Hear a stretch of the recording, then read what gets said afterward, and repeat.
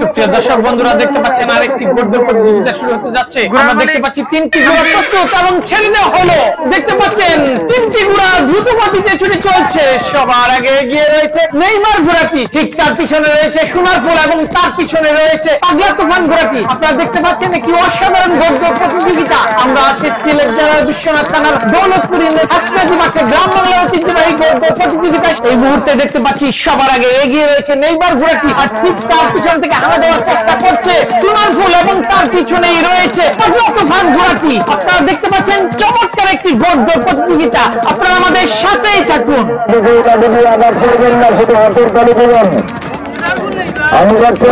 ভাই ভাই ভাই ভাই সোনার ফুল পাগলা তুফানের প্রথম থেকে প্রথম থেকে লাভের মতো হামলা কিন্তু শুধু হাতের তালি দিলেন, হাতের তালি হাতের তালি হাতের তালি হাতের তালি দর্শক মন্ডলী, হাতের তালি হাতের তালি হাতের তালি হাতের তালি হাতের তালি হাতের তালি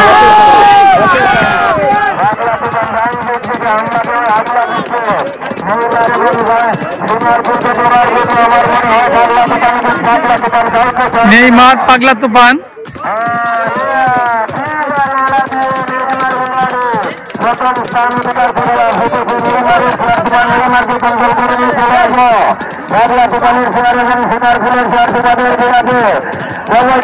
পাগলা তুফান সোনার ফুল এবং নেইমার।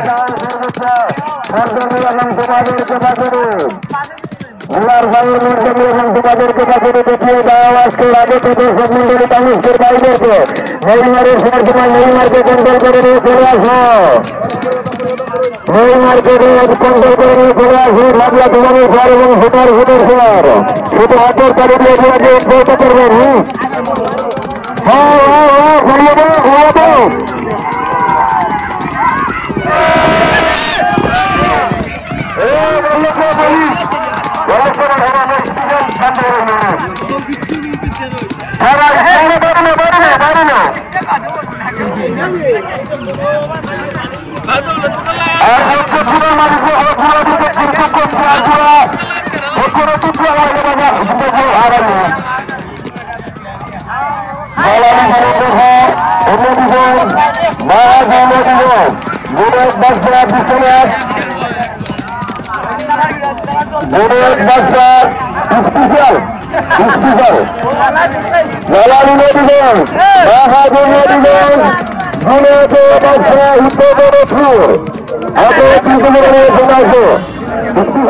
আমরা একটা চমৎকার গোল্ডের প্রতিযোগিতা দেখলাম।